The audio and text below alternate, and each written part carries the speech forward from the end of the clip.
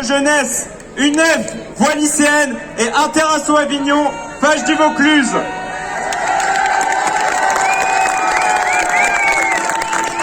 Nous sommes toujours en lutte.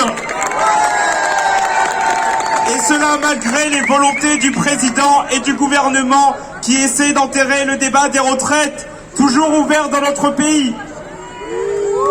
Circuler, il n'y a rien à voir, nous disent-ils. Cette réforme a été adoptée démocratiquement, alors qu'ils ont usé de tous les artifices constitutionnels possibles.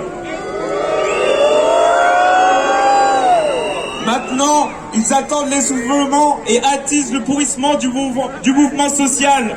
Mais nous ne lâcherons rien. Parce que si nous laissons tomber, ce n'est pas seulement nos retraites qui se verront menacées, mais aussi la Sécu, nos hôpitaux, nos universités, nos écoles, tout ce qui constitue notre modèle social et de santé, déjà affaibli par de nombreuses années d'austérité et de politique néolibérale.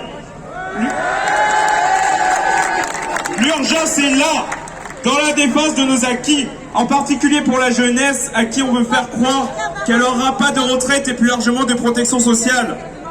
Si nous laissons passer ça, ils continueront à tout détricoter. Ils essaient de nous faire croire que si leur contre-réforme n'est pas mise en œuvre, ce sera la fin de notre système par répartition. Ils essaient de nous faire croire que la situation financière justifie l'urgence à agir, alors que les faits prouvent le contraire.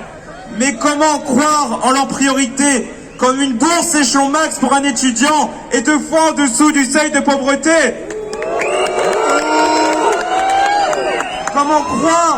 Comment croire en leur priorité quand l'inflation pousse de plus en plus de personnes à sauter des repas?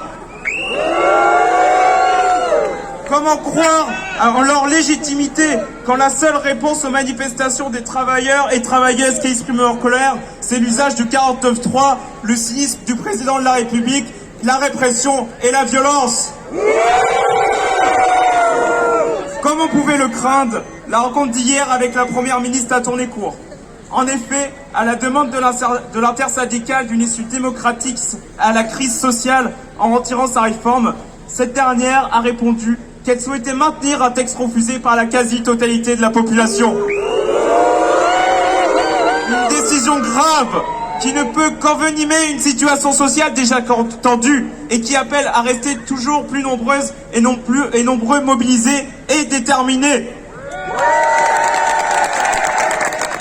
C'est pour cela que l'intersyndicale se bat avec vous, unis depuis le premier jour et jusqu'au retrait de cette réforme.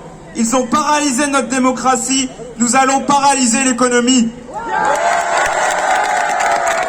Amplifions le mouvement contre cette réforme des retraites avec détermination dans les universités, dans les lycées et dans tous les secteurs où cela est possible, car à la fin, c'est nous qu'on va gagner.